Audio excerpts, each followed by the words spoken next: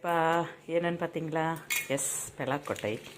Okay, நம்மளோட பலாப்பழத்தில் உள்ள விதைகளை நான் எடுத்து வச்சுருக்கேன். ஸோ இது என்ன பண்ணுவேன்னா, நிறைய ரெசிபி இருக்குது இதில். ஸோ இதை வந்துட்டு வேக வச்சுருக்கேன். இந்த மாதிரி பூ போல் வேக வச்சுருக்கேன். ஸோ இதை நல்லா காய வச்சுட்டு மொடன்னு காஞ்ச உடனே இந்த ஸ்கின்னெல்லாம் அதுவே வந்துடும். அப்புறமா மிஷினில் விட்டு அரைச்சி எடுத்து வச்சுட்டு ஒவ்வொரு ரெசிப்பியாக உங்களுக்கு நான் கொடுக்குறேன். ஏன்னா இது வறுத்து சாப்பிட்டாலும் நல்லாயிருக்கும், பலாக்கொட்டை அவிச்சு சாப்பிட்டாலும் நல்லாயிருக்கும். ஸ்கூல் டேஸ்லாம் வந்துட்டு இது ஒரு பெரிய பிக்கஸ்ட்டு ஸ்நாக்ஸ்னு வச்சுக்கோங்களேன், அவ்வளோ பிடிக்கும். ஸோ அதுதான் உங்களுக்கு வந்துட்டு இதை கொடுக்கலான்னு சொல்லிட்டு. ஸோ பார்க்கலாமா? நெக்ஸ்ட் ரெசிபி பார்க்கலாமா? பலாக்கொட்டையில் என்ன ஹைலைட்டுன்னா, இன்றைக்கி நம்ம பண்ண போகிறது இந்த பலாக்கொட்டை மாவில் பணியாரம். செஞ்சுருக்கீங்களா? நல்லா இருக்கும், செம்ம டேஸ்டியாக இருக்கும். என்னென்ன தேவை அப்படின்னா, ஒரு பவுல் வந்துட்டு சின்ன பவுலுக்கு பலாக்கொட்டை மாவு எடுத்துருக்கிறேன். அதாவது இது ஒரு 200 கிராம்.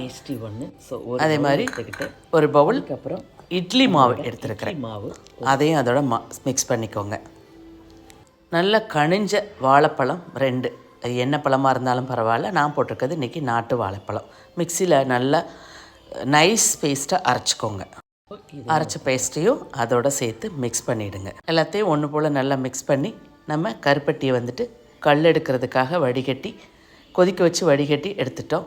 ஸோ எல்லாத்தையும் மிக்ஸ் பண்ணதுக்கப்புறம் இந்த மாதிரி வந்துட்டு குழி பணியாரம், இங்கே கல் வச்சுருந்தீங்கன்னா அந்த சட்டியில் வந்துட்டு நல்லெண்ணெயில் தான் செய்யணும். இந்த மாதிரி நல்லெண்ணெய் ஒவ்வொரு குழிக்கும் ஒரு அரை டீஸ்பூன் ஊற்றி மிக்ஸ் பண்ணி வச்சுருக்கிற மாவை எடுத்து கொஞ்சம் வந்துட்டு அந்த குழிகளில் முக்கா குழிகளுக்கு ஊற்றுங்க. காரணம் நல்லா அது வந்துட்டு பொங்கி வரும்போது நல்லா அந்த குழி ஃபுல்லும் ரொம்ப நல்லாயிருக்கும். இப்படி ஃபுல்லாக வந்துட்டு ஃபில் பண்ணிவிடுங்க. மீடியம் ஃப்ளேமில் 5 நிமிஷம் வச்சிங்கன்னா இந்த மாதிரி நல்லா பொன்னிறமாக வந்துடும். அதுக்கப்புறமா எல்லாத்தையும் பிரட்டி போட்டு சும்மா கொஞ்சம் எண்ணெய் மட்டும் கொஞ்சம் அப்படியே அதில் விட்டு மொறுன்னு வேக வச்சு இப்படி எடுத்திங்கன்னா ரொம்ப டேஸ்டியான பலாக்கொட்டை மாவு பணியாரம் ரெடி. கருப்பட்டி சிறப்புக்கும் அந்த வாழைப்பழத்துக்கும் அந்த பலாக்கொட்டை மாவுக்கும் டேஸ்ட்டு வேறு லெவலில் இருக்கும். செஞ்சு பாருங்கள். இப்போ சூடான பணியாரம் ரெடி. சும்மா எக்ஸலண்ட்டாக இருக்கும், டேஸ்ட்டு வேறு லெவல். இப்போ இதை நம்ம சாப்பிட்டு பார்க்கலாம். வாவ்,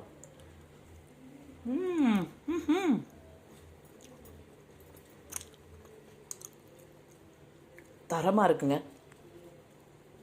பலாக்கொட்டை மாவு, இந்த வாழைப்பழம் வேறு லெவல் டேஸ்ட்டு. செஞ்சு பார்த்துட்டு சொல்லுங்கள். இது போல் டெம்டியான பலாக்கொட்டை ரெசிபிஸ் பார்க்க என் சேனலை சப்ஸ்கிரைப் பண்ணுங்கள். தேங்க்யூ.